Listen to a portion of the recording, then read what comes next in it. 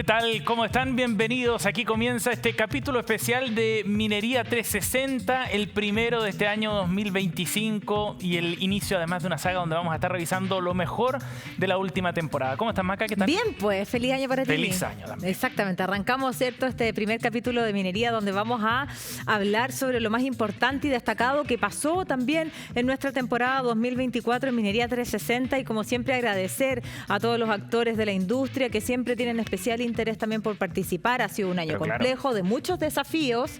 Viene otro año también con muchos desafíos por las inversiones, por los proyectos del litio y queremos seguir abordándolos con el rigor, la rigurosidad que también nos caracteriza. Por eso los invitamos a acompañarnos. En el inicio de esta revisión vamos a estar viendo algunos de los temas que han marcado las tendencias en el desarrollo de esta industria y, como decíamos, también algunos de los retos más importantes que tiene por delante este importante sector de nuestro país. ¿Partimos? Vamos de inmediato con este primer capítulo de la revisión de lo más relevante de la temporada 2024. La transición hacia un mundo más verde ha tenido un impacto muy profundo en la industria minera, que ha tenido que ir adaptándose. Por esto, distintos actores han buscado cómo aportar hacia una minería, por ejemplo, que sea más circular. ¿Qué prácticas son las que se han ido adoptando para esos objetivos? De eso nos cuenta en la siguiente nota Camila Sumastre. Estos son algunos de los protagonistas de la minería que actualmente exploran posibilidades de darle mayor vida a los diferentes productos utilizados. Labores que destacan luego de que en mayo se celebrara el Día Mundial del Reciclaje, evento que toma relevancia en medio del aumento de la demanda de minerales críticos, de los cuales el 25% se encuentra en Latinoamérica según Lolade. Es por eso que decidimos ver cómo es que las empresas del rubro han integrado estos modelos más verdes en sus procesos. Lo que es parte de nuestra estrategia tiene esos tres pilares. Primero, cómo yo reduzco el consumo de insumos y de materias primas, incluyo el agua, la energía, etc. El segundo es extender la vida útil de los equipos y de los materiales. Finalmente, el pilar 3, que es la reconversión de residuos en otros productos. Trabajamos la economía circular desde dos perspectivas. La primera perspectiva tiene que ver con los clientes y para ello nosotros tenemos un servicio de economía circular de acero de molienda. Es decir, nosotros podemos entregar acero para la producción de bolas de molienda y luego esas bolas de molienda las recuperamos para que se reincorporen al proceso siderúrgico. Precisamente la reincorporación de los llamados residuos a la minería u otras industrias afines se presentan como un desafío en medio de la meta de la carbono neutralidad para 2050. Esto frente a un escenario en el que el 17% de las emisiones de gases de efecto invernadero de Chile son generadas por el sector. Tenemos mucho material en desuso de los goteros que se usan en las pilas de lixiviación, entonces tenemos proyectos que trituran esos goteros y generan HDP que puede ser utilizado en bolsas de basura, por ejemplo. Los principales coproductos que se generan en el proceso siderúrgico son las escorias y los polvillos. Cada uno de estos coproductos es utilizado de manera distinta por clientes de Huachipato. El principal segmento de clientes tiene que ver con la construcción. Cuando los elementos de desgaste de un molino o de una pala cumplen su ciclo de utilización, nosotros nos vamos a las empresas mineras, instalamos una faena y gestionamos esos residuos para que lleguen a nuestra planta y se transformen en acero verde. Eso es el concepto de circularidad. Termina la vida un producto, llega a esta planta y se transforma en un nuevo producto, en acero verde, que sirve para construir los nuevos proyectos mineros, que sirve para construir nuestras ciudades. Ante la búsqueda de una mayor duración de los productos, investigadores han indagado la forma de incorporar inclusive los relaves de escoria de cobre en la construcción. Cuando la escoria se muele y entra a la flotación de escorias, en la parte, digamos, que flota, ahí tú estás sacando los metales de interés. Lo que no flota, que es el relave ahora de escoria, que eso es lo que nosotros tomamos. Y ese relave, lo que nosotros hacemos, el acondicionamiento que nosotros realizamos, principalmente tiene que ver con asegurarnos que no tengan metales pesados, que están prohibidos por la norma internacional, de hecho no los tiene, significa que la planta la está haciendo muy bien, y que tenga el tamaño apropiado para su uso como material de reemplazo cementicio. Entonces, este es el material que nosotros procesamos, lo que nosotros le llamamos la alimentación. Entonces, este material va a nuestra máquina que está especialmente diseñada para esta aplicación, y nosotros en ese momento realizamos la separación por lo que nos pide la industria de la construcción. Si te fijas acá, nosotros tenemos acá, ya tenemos cementos que tienen distintos orígenes, y lo que nosotros tenemos que hacer entonces es introducir una fracción de este material acá. Una iniciativa que busca reducir la emisión de la huella de carbono del cemento, la cual llega al 7% a nivel global, según lo informado por el Foro Económico Mundial, y que se ve entrampada por las normativas vigentes al no considerar a los áridos artificiales de la extracción del cobre en un mayor porcentaje. Lo que tenemos en estos momentos nos permite solamente usar un 3% de reemplazo. Un 3% está mucho más atrás de los países europeos, ¿ya? Donde tú puedes llegar hasta incluso un 10%. Entonces, si nosotros logramos cambiar esa norma de 3% a 10%, entonces podríamos tener un mayor porcentaje de este material en el cemento. Pero eso todavía no existe. Nosotros estamos esperando que eso ocurra. Una circularidad dentro del rubro que se puede lograr a través de la valorización de los coproductos, dando así la posibilidad de fomentar una industria más amigable y sostenible con el medio ambiente. Y desde la misma faena a las exploraciones en lugares de difícil acceso, los satélites se han vuelto una herramienta muy útil justamente en la minería. Pasemos a revisar una interesante entrevista que tuvimos con Cristian Gerard, director comercial de Global Sat Chile, sobre justamente este tema. Gracias por acompañarnos. ¿Cómo estás? Bien, muchas gracias por la invitación, Macarena. Gracias a ti por acompañarnos, y cuéntanos en primer lugar cuál es la relación que tiene la industria de la que tanto nos gusta hablar cada semana con los satélites.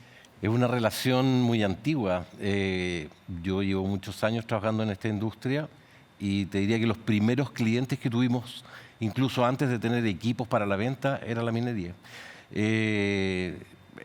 Las comunicaciones de voz al principio era fundamental.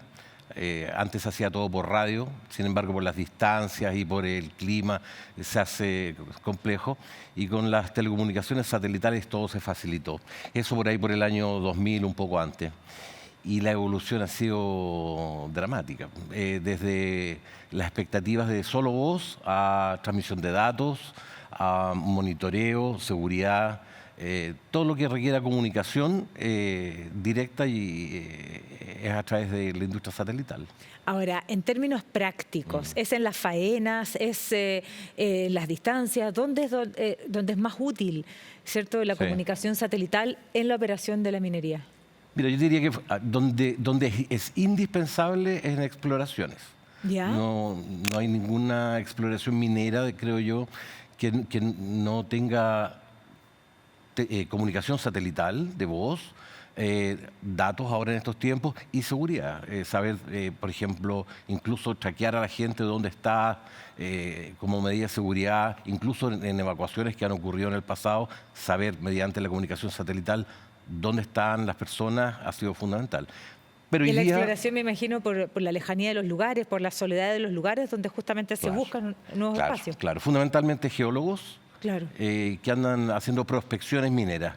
Yo creo que aparte de la explotación posterior, donde está el trabajo más intenso es en exploración, y el geólogo necesita esa conectividad que antiguamente era voz, por un tema de seguridad más que nada. Hoy día es el análisis de datos, es tiempo. El tiempo es un recurso muy valioso. ¿Y qué tal los equipos? Porque uno se imaginaría que para transferir datos se requiere un equipo que es mucho más que aquel que solamente transmite voz. O ya esto ha evolucionado y no es una carga, por ejemplo, para la exploración, los equipos que puedan aportar al... No, hay de diversos tamaños y tipos. Nosotros hablamos de portable, que es un teléfono satelital que sale en muchas películas en el cine, el típico teléfono satelital, que es un poco más grande que un teléfono más bien antiguo. Y después una amplia gama desde antenas portátiles, como unos equipos que tú puedes apuntar donde está la exploración propiamente tal, hasta antenas parabólicas fijas apuntadas al satélite. O sea, el rango es amplio Y hoy por hoy, más bien, la diferencia la hace la data que vayas a pasar por ahí. Si es una data pequeña, de kilo... Liviana, claro. Es poco, basta con una antena pequeña.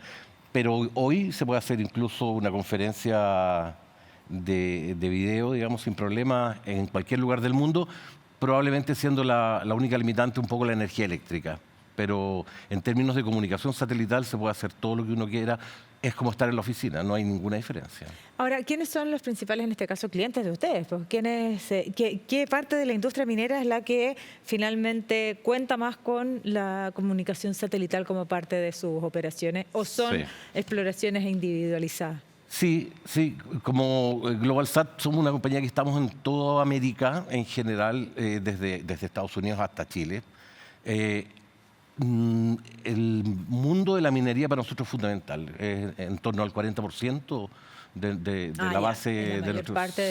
Sí, y porque nuestro país y el resto de los países, en Sudamérica sobre todo, el tema de la minería es fundamental. También es muy importante. Entonces, para nosotros también es muy importante.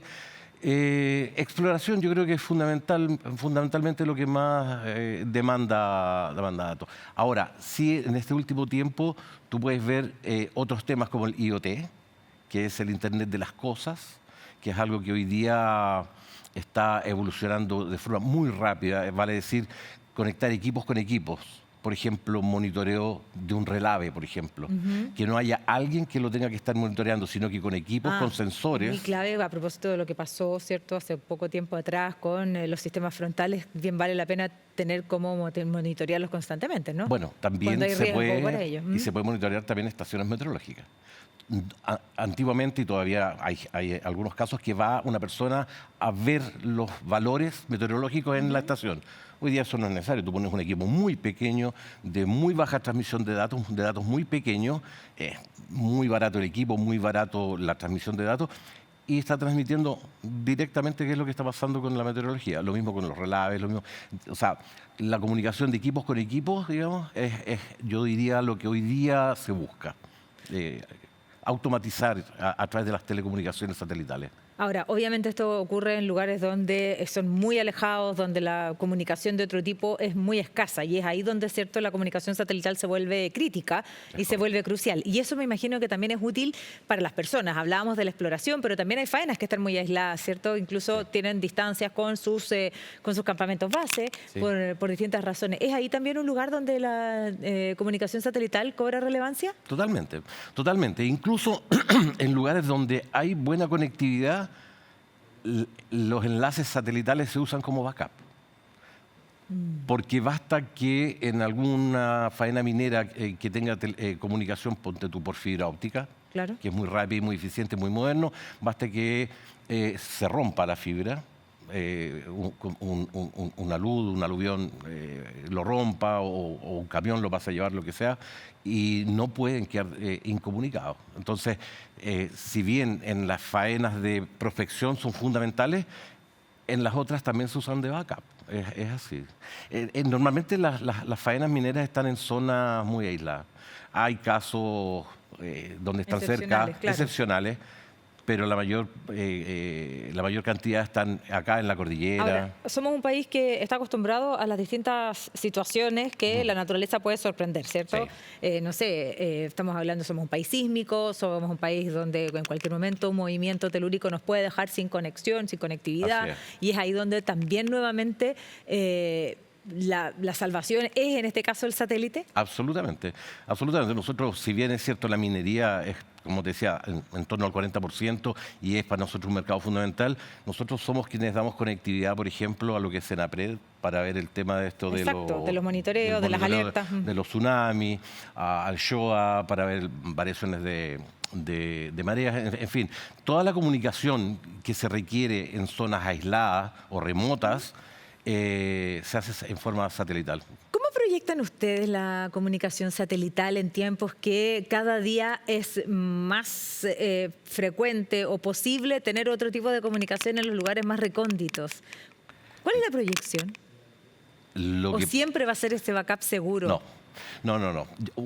Yo hace muchos años conversando con unos amigos, hablábamos de este tema y si bien se veía como backup o como una alternativa, se ve que cada vez va a ser incluso primario. Hoy día hay tecnologías satelitales modernas que ya están en Chile en operación, como Starlink, por ejemplo, donde compiten directamente con la conectividad urbana.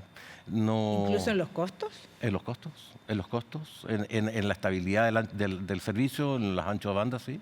Entonces, desde mi punto de vista, toda comunicación va a tender a ser satelital. Yo creo que la gente no quiere tener antenas cerca, cablear es caro, el cableado... Por supuesto, veo difícil que compita con la fibra en términos de velocidad y calidad, sin duda. Claro. Pero O sea, no son excluyentes, son complementarias. Yo creo que son totalmente complementarias. No creo que sea solo un backup como era antes. No, para nada.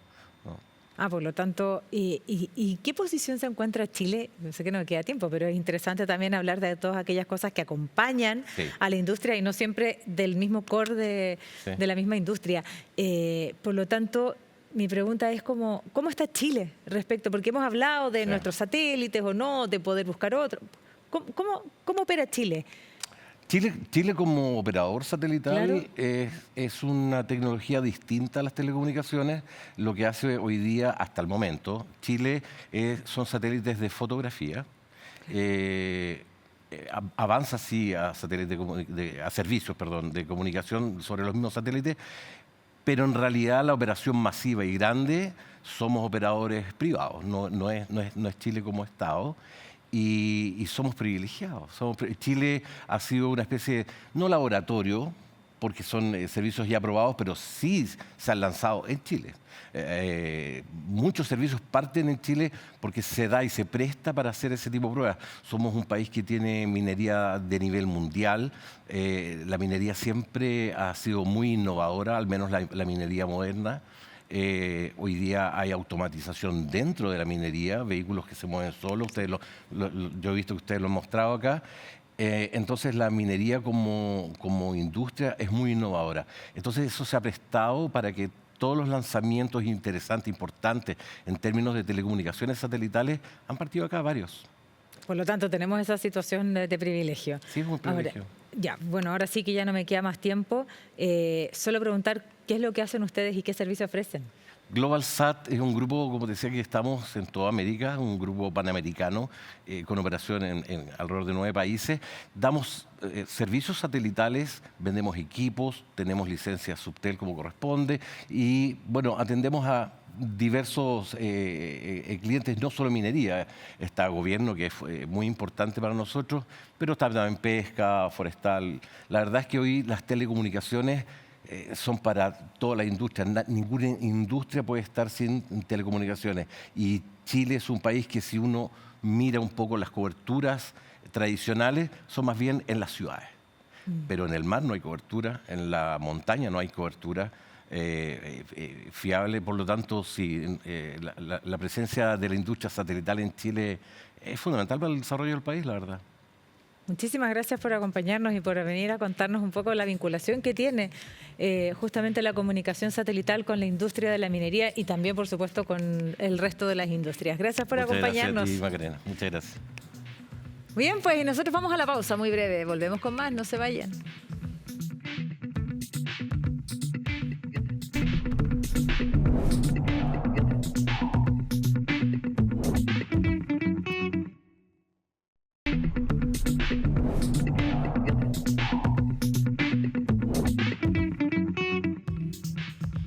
Seguimos revisando contenido importante que ha pasado por Minería 360. La escoria es una gran complicación a nivel ambiental en la industria minera. Por otro lado, en Chile también se está generando un problema respecto a los vertimientos de energías renovables. ¿Qué pasaría si para ambas situaciones existiera una única solución? Es lo que se plantean desde CERC Chile a través del primer almacenamiento térmico en nuestro país que funciona a partir de la escoria. Los detalles en el informe que preparó Javiera Albornoz. El equivalente a 2 cerros Santa Lucía.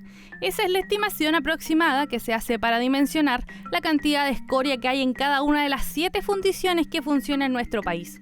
Por cada tonelada de cobre se produce un poco más del doble, o sea, 2,2 toneladas de escoria, llegando a un acumulado de 4,5 millones de toneladas al año. La escoria de cobre es un pasivo industrial que está ampliamente disponible en Chile. Es un producto que proviene de la industria minera del cobre y se caracteriza porque contiene varios óxidos como de aluminio, silicio, de hierro, los cuales le dan este potencial uso como almacenador de calor. Precisamente esa característica es la que permite que se intente dar un nuevo uso, involucrando a otra industria, la energética. Esto porque un equipo de investigadores de CERC Chile trabaja en el desarrollo de una batería térmica que permite almacenar y suministrar electricidad a gran escala. Existe mucha necesidad de almacenamiento, principalmente producto por la cantidad de vertimientos o recortes que hay de energía eléctrica en el norte de Chile, y lo que nosotros buscamos es poder desarrollar un sistema eficiente para poder transformar la energía eléctrica en calor, almacenarlo y después poder suministrar este calor a procesos industriales. Esto lo hacen a través del proyecto RADTES CS, pero ¿cómo funciona? El sistema funciona suministrando aire caliente. Nosotros acá en el laboratorio trabajamos hasta 400 grados. El aire es ingresado posteriormente a este estanque, que es el que está lleno de escoria, y el aire, una vez que es inyectado, fluye de forma radial hacia las paredes del estanque. De esta forma lo que logramos es que las partículas de mayor temperatura se concentren al centro del estanque, y de esta forma evitamos del orden del 80% de las pérdidas térmicas, configurando un estanque que está autoaislado. De acuerdo a cifras de Acera, el 40,7% de la energía eléctrica en Chile a marzo de 2024 fue generada a través de energía eólica o solar. De acuerdo a cifras del Coordinador Eléctrico Nacional, ese porcentaje equivaldría a 7.815 gigawatt-hora. El problema es que de esa energía, el 18,7% se desperdició por no contar con la infraestructura habilitante que permitiera utilizar esa energía o almacenarla. A eso apuntan desde este proyecto, para evitar los llamados vertimientos. Eso es lo que nosotros buscamos, es aprovechar parte de esa energía que está siendo desperdiciada hoy en día debido a los vertimientos, almacenarla en forma de calor y posteriormente ese calor poder ser suministrado a procesos industriales, lo cual indirectamente nos permite reducir las emisiones de gases de efecto invernadero asociadas a los procesos industriales en Chile. En ese sentido, la escoria tiene las características químicas y físicas adecuadas para ser utilizada en esto. Además, podría reemplazar las sales fundidas que se usan actualmente en este tipo de sistemas de almacenamiento térmico en sólidos. La razón para usar la escoria de cobre es porque tiene propiedades termofísicas adecuadas para esta aplicación, pero también es porque es un desecho industrial muy importante con gran disponibilidad que lo hace muy barato. La escoria de cobre la estamos estudiando como reemplazo de sales fundidas para plantas concentradoras. Bueno, las sales fundidas presentan un gran potencial corrosivo en estructuras metálicas que se emplean para estos sistemas. En cambio, la escoria de cobre tiene una corrosividad menor que las sales fundidas. La escoria que este equipo investigador utiliza es de la Fundición Hernán Videla Lira de NAMI y ha recibido el apoyo de empresas internacionales y nacionales. Ahora trabajan en escalar el prototipo a nivel industrial, que busca por un lado reducir un pasivo ambiental, como es la escoria, pero también enfrentar el desperdicio de energías renovables no convencionales a través del almacenamiento térmico que permita ser usado en la industria minera y generar una disminución, por consecuencia, de las emisiones de gases de efecto invernadero. Vamos a otro tema. Este 2025 será otro año que estará marcado por oportunidades comerciales para la industria minera en Chile, pero evidentemente que también en ese escenario aparecen algunos riesgos en el horizonte. De eso conversamos con Pamela Méndez, socia de EY Chile. Vamos a revisar en la siguiente entrevista un informe preparado con la perspectiva global de los retos que enfrenta la industria minera este año. Gracias por estar aquí. Bienvenida. Gracias, Sebastián, por invitarnos. Pamela, súper interesante hablar de estos informes en general de los que realizan ustedes, porque la mirada global, la perspectiva que le pueden dar al tema es muy, muy importante. Por supuesto, con una bajada local. Para un estudio que además hacen, me contabas, hace 17 años. Así, 17 años, eso le da una solidez también al estudio en sí. Primero, cuéntanos sobre el estudio. ¿De qué forma elaboran ustedes estas tendencias de riesgo y oportunidades para el sector? Bueno, este es un estudio, como tú bien dices, que ya lo realizamos del año 2007, ¿no? A nivel global. Lo que hacemos es levantar una serie de preguntas a los distintos CEO o C-suite de las diferentes compañías mineras en todo el mundo. Ajá. Entonces capturamos esa información con distintos temas que, tú sabes, en el mundo de la minería también van cambiando. Entonces nosotros vamos integrando como temas más emergentes y los vamos consultando. De acuerdo. Luego hacemos un análisis de las principales tendencias, ¿no? Y ahí construimos un ranking. El ranking de los 10 riesgos de la minería y oportunidades también para la minería. No siempre son riesgos, también son oportunidades. Entonces, en base a esa información a nivel global, tenemos conversaciones en distintos territorios o jurisprudencias, ¿no? Claro.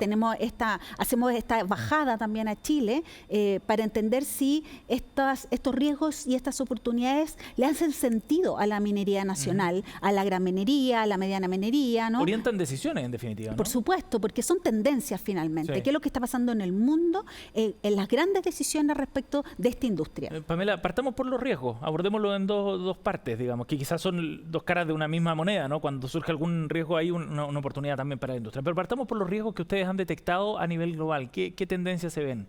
Bueno, últimamente, los últimos años, la principal tendencia fueron los temas ambientales, sociales y de gobernanza, en su sigla en inglés, ESG, sí. ¿No? Seguramente suenan.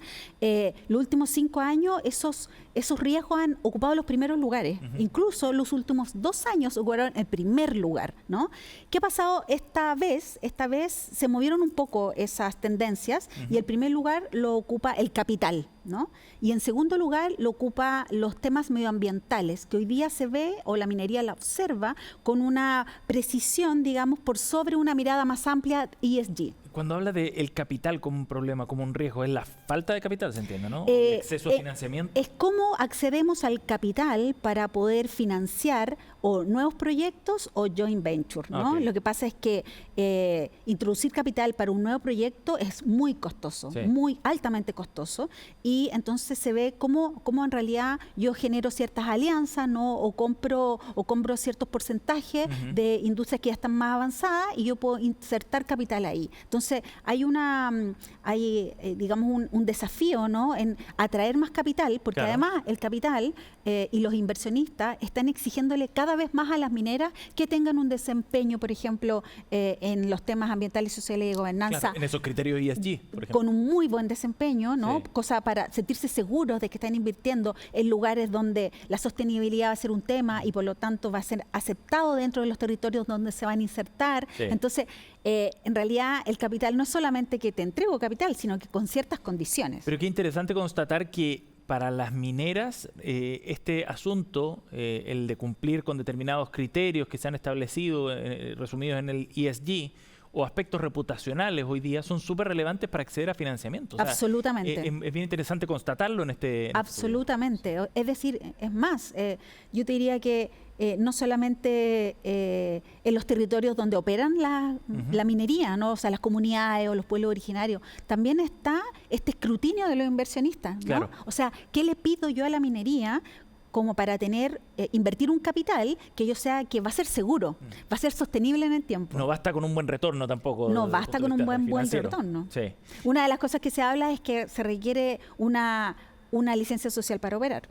Ahora, este es un temazo, si es que uno piensa que las inversiones que se necesitan para cumplir con la demanda de metales hacia el futuro es enorme. Es tremendo. Para cumplir con la transición energética, me refiero. Se dice que se necesitan 40 nuevas operaciones en el mundo para poder cumplir con la demanda, ¿no? Del metal necesario para la transición energética. En distintos minerales estamos hablando, ¿no? No solo cobre, por ejemplo. Sí, en general, claro. 40. Eso es un número altísimo. Y entonces hay ahí un desafío gigante para la industria de poder cumplir con esos otros estándares que está requiriendo también el sector financiero y y el financiamiento. En segundo lugar aparece, nos mencionabas el tema medioambiental específicamente. Sí, la gestión medioambiental, así lo han denominado. Y en el fondo es interesante porque en el fondo es un foco, se ha privilegiado en este estudio, en esta versión, un foco en la gestión medioambiental por sobre una mirada más amplia ESG. Y en particular lo que estamos viendo es que hay una enorme cantidad de iniciativas que está desarrollando la minería en temas de naturaleza positiva. Okay. ¿Qué queremos decir con eso? La naturaleza positiva, garantizar naturaleza para el mundo al 2030 o reducir, ¿no?, o detener la pérdida de biodiversidad. Sí. Muy alineado al acuerdo de Kunming de Montreal del 2022, de la última COP, ¿no? Muy alineado a eso. Incluso el ICSM, que en el fondo esta institución, ¿no?, que guía ciertos principios para la minería, también adhirió esa misma visión, ¿no?, y le invitó a toda la minería a adoptar esas prácticas. Y de hecho en Chile, la gran minería, ¿no?, aquella que también tiene representación en otros lugares a nivel global, están haciendo grandes esfuerzos por avanzar hacia un futuro positivo para la naturaleza, con iniciativas concretas que se miden. Bueno, y este tema, el de la gestión medioambiental, aparece como uno de los riesgos también identificados a nivel local, ¿no? Sí, coinciden a nivel global y a nivel local. Tienen la misma importancia. Y la misma importancia no solamente en temas de naturaleza, también en la gestión del agua, también se mezcla un poco con los temas de la confianza con las comunidades y los pueblos originarios, y en tercer lugar con el cambio climático. Tal vez la diferencia entre el nivel global y el nivel local es que la gestión del agua y la gestión el relacionamiento con las comunidades es más importante para Chile que para el nivel global. Ahora, de todas maneras, el primer riesgo detectado acá en Chile, ya aterrizando la mirada local de este informe, que es súper interesante, tiene que ver con la licencia para operar. ¿A qué se refiere eso? Mira, es muy interesante. Bueno, la licencia para operar ya lleva varios años en el top 5 de este ranking, y durante el 2019 al 2021 ocupó el primer lugar del ranking a nivel mundial. ¿Qué pasa? Ahora está en el 5º lugar a nivel global, pero en el primer lugar, como tú dices, a nivel de Chile. Y lo que pasa es que mejorar el impacto positivo en las comunidades donde opera la minería, pero también dejar un legado positivo, así como también ganarse la confianza de los pueblos originarios, hoy día es prioridad en la agenda de la industria minera, pero también de los inversionistas. ¿No? Entonces, lo que pasa es que, ¿qué es lo que hay que hacer entonces, ¿no? Si cada vez más en el mundo se espera que la minería contribuya más a las comunidades, pero también deje este legado, bueno, lo que dice el estudio es que hay una fórmula, ¿no? O hay una sugerencia. Y la sugerencia es que las compañías mineras logren comunicar adecuadamente el valor que están generando en los territorios. Qué interesante eso para el caso chileno en particular, ¿no? Exacto. Es un desafío para la industria en general ese. La pregunta es cómo. También el estudio dice, bueno, creemos que una posibilidad es que midan el impacto que están generando en los territorios. Medir el impacto significa medir el cambio producido de aquellas iniciativas de relacionamiento comunitario, de relacionamiento con las comunidades indígenas, que han provocado un cambio, ¿no? No es un resultado, es el cambio producido. Pero esos resultados hay que comunicarlos. Hay que comunicarlo a las comunidades, a los distintos actores, a los territorios. ¿Y a qué se refiere con el cambio? Si no es el resultado, el cambio tiene que ver con... Es muy gráfico. Por ejemplo, un resultado es que tú capacitaste a 100 personas. Claro. Ese es un resultado. Un cambio producido es qué pasó cuando esas personas se capacitaron. ¿Pudieron optar a mejores lugares de trabajo? ¿Pudieron optar a una mejor remuneración? Ese es el cambio producido de haber capacitado, ¿no? El resultado son 100 personas capacitadas, pero el cambio producido en esas personas, eso es lo relevante, ¿no? Y ese es el cambio que las industrias mineras debieran ser capaces de comunicar. Hemos generado un cambio, ¿en qué? En distintas cosas, no solamente en capital humano, ¿no? Pero a lo mejor en desarrollo local, en emprendimientos locales, en conservación de ciertos sectores, en biodiversidad. Esta pregunta quizás excede un poco al estudio, pero ¿por qué crees tú que cuesta eso en todo caso, Pamela? Bueno, primero porque no todas están midiendo ese impacto. Hay algunas que están midiendo ese impacto, que les interesa hacer esa medición, pero no todas están midiendo ese impacto, en primer lugar, ¿no? Y luego comunicarlo, devolver esa información a las comunidades, yo creo que también a veces... se requiere más coraje, ¿no? Es decir, oye, esto salió bien y esto no salió tan bien. Y si no salió tan bien, ¿por qué no lo arreglamos o no cambiamos la dirección de las cosas para hacerlas bien, ¿no? A veces hay un poco de recelo de hacerlo, ¿no? Pero lo primero es medir, después es comunicar. Pamela, se nos va el tiempo, pero no podemos dejar de hablar de las oportunidades también que están detectadas en este estudio. ¿Cuáles son en términos generales? ¿Qué tendencias se vislumbran a partir de esto? Yo creo que una de las oportunidades que yo vislumbro después de leer el estudio tiene que ver con que la minería se ha puesto la camiseta para poder avanzar en un futuro positivo para la naturaleza. ¿Qué quiere decir eso? Utilizar,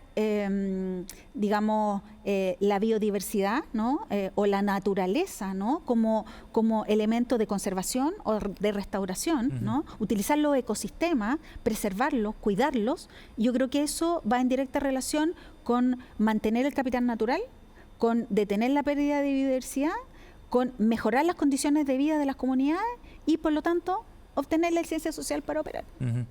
¿Y eso es un problema solo, o más bien es una oportunidad solo acá, o es más bien global? No es global, lo que pasa es que está comprobado, el 50% de PIB mundial depende de la naturaleza.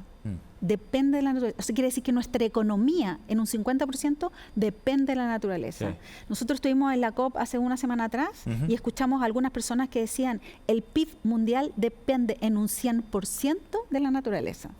¿Eso qué quiere decir? Que nos tenemos que esforzar el doble por no perder esa naturaleza. La naturaleza tiene que ver con todo, no solamente con las especies, también con los recursos. Y no es un asunto marginal para los negocios, ¿no? Es vital para la esencia humana y es vital para la economía del mundo. Y no se contrapone tampoco con el desarrollo económico ni con el desarrollo de nuevos negocios. Para nada, porque si tú eres capaz de desarrollar un desarrollo económico, industrial, sostenible, no estás perdiendo capital natural y no deberías perder o disminuir la pérdida de biodiversidad. Sí, y si hay un sector que tiene que abordarlo es precisamente el sector minero también. El minero, el agropecuario, el forestal, el turístico. Pamela, gracias por haber venido a conversar de este estudio aquí en Minería 360. Gracias a ti. Hacemos una pausa y ya volvemos, seguimos con más de Minería 360 aquí en CNN Chile, no se vayan.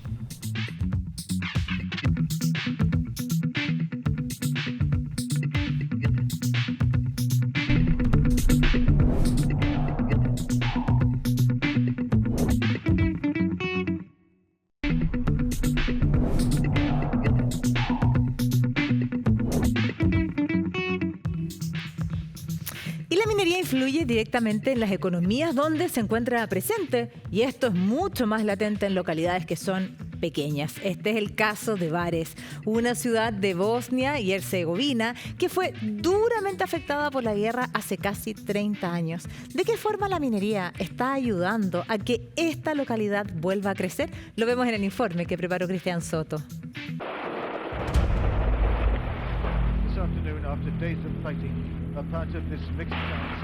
Imágenes de mediados de los años 90 que marcaron la historia de Europa de fines del siglo XX. La guerra de Bosnia provocó la muerte de más de 100.000 personas, el desplazamiento de otras 2 millones y dejó consecuencias sociales y económicas que se perciben hasta hoy en día en la región.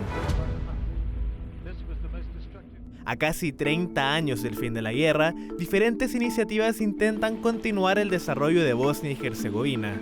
Una que está transformando la ciudad montañosa de Vares es la puesta en marcha de una mina de plata. Luego de vivir 5 años afuera de su país, Anto Marčić volvió a Bosnia para abrir una empresa de transporte que está trabajando en conectar diferentes pueblos cercanos a Vares. Todo el mundo está más contento en la ciudad, se están instalando más personas, lo que se nota en la gente, se está invirtiendo más, así que creo que todo avanzará.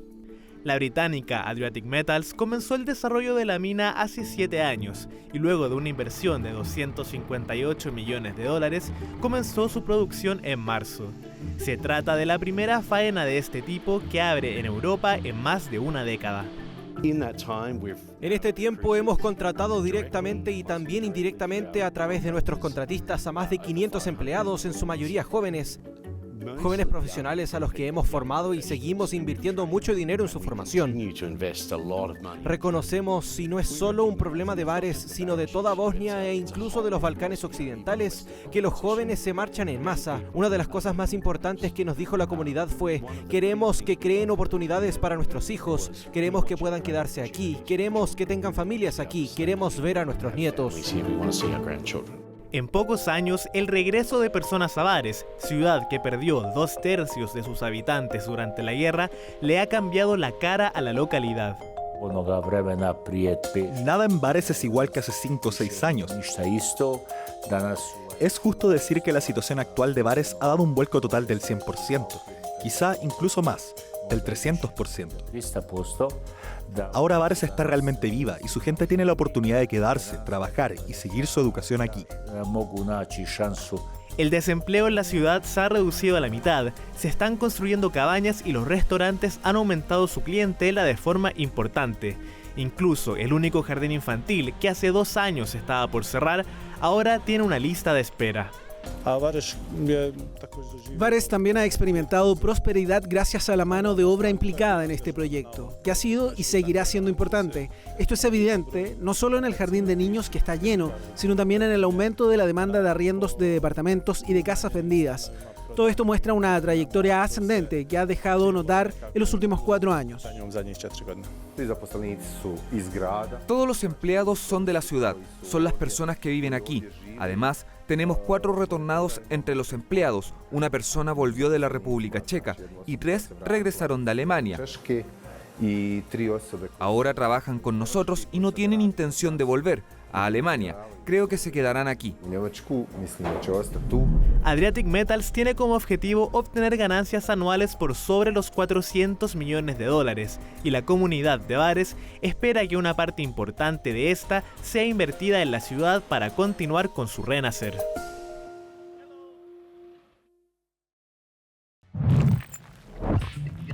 Nos vamos ahora a nuestra sección de protagonistas de la minería. Les contaremos la historia de una protagonista que ha estado conectada directamente al mundo académico y de la innovación climática en la industria. Esta es la historia de Marcela Angulo, directora de la sede de Santiago de la Universidad de Concepción. Es imprescindible que la industria minera se transforme a sí misma si quiere ser un pilar de la transición energética y de la transformación de la humanidad hacia una sociedad más sostenible que permita abordar los desafíos del cambio climático. Hoy me dedico, reparto mi tiempo entre la Universidad de Concepción, soy directora de la Universidad en Santiago y por otro lado también tengo directorios en empresas. Y en el marco de lo que hago para la universidad estoy súper vinculada a la minería. Yo trabajé además en el mundo minero, trabajé muchos años en la Fundación Chile, también trabajando con la minería. Estoy apoyando diversos grupos en la universidad que están desarrollando nuevos conceptos tecnológicos, que están llevándolos al mercado y en particular estoy apoyando al equipo que está desarrollando esta nueva tecnología disruptiva de procesamiento de concentrados de cobre con 0 emisiones y 0 escorias. En la medida que el cambio climático va a requerir más energías renovables, vehículos eléctricos, vamos a necesitar mucho más cobre y mucho más litio también, ¿no? Y por lo tanto, el desafío es que las industrias productoras de los minerales también se transformen a sí mismas, ¿no? Entonces, sería una incongruencia que estemos combatiendo el cambio climático, aportando minerales para el cambio climático, si producimos con impacto ambiental muy negativo. Me imagino la minería chilena en el mediano plazo como una actividad que efectivamente se inserta en los territorios de una forma mucho más cercana, con sus comunidades, con sus ecosistemas de empresas proveedoras, de innovación, de emprendimiento, que está pensando no solo en el corto plazo, sino que está pensando también en el largo plazo y de cómo se van generando las capacidades para que esos territorios en donde están insertos no solo sean productivos hoy, sino que cuando la empresa minera se vaya, haya quedado ahí las competencias, las capacidades para seguir manteniendo una sociedad inclusiva, próspera, que pueda efectivamente tener buena calidad de vida. ¿Sabían ustedes que en medio de la cordillera de los Andes, en Perú, existe una enorme mina de oro? Sin embargo, su producción tiene varias condiciones que son muy particulares. En la siguiente cápsula les contamos cuáles son. En la que es considerada la ciudad más alta del mundo se encuentra La Rinconada, mina de oro ubicada a más de 5.000 metros de altura en medio de los Andes peruanos. Hace más de 40 años, los primeros mineros llegaron a los glaciares milenarios de la cordillera en búsqueda del preciado mineral dorado. Con el tiempo, la presencia del oro significó el arribo de miles de personas al sector. La minería en La Rinconada es artesanal y los mineros se desempeñan bajo el sistema conocido como cachorreo. Trabajan 30 días sin paga y luego los próximos 5 días pueden ser utilizados para llevarse todo el mineral que encuentren en las faenas para su uso personal. La ciudad de La Rinconada no tiene servicios sanitarios y sus calles, en su mayoría, están cubiertas por lodo. Considerando estas condiciones de vida, la fiebre del oro sigue viva en Perú y cada año más gente llega a la localidad. De esta forma estamos cerrando este capítulo especial, el primero de este año 2025 de Minería 360. Exactamente, no se olviden revisar nuestras plataformas. Gracias por todas las visualizaciones que les han dado, aparte de nuestros contenidos en YouTube y en nuestra página web. Síganlo ahí. Nos encontramos. Nos vemos a la próxima. Chao.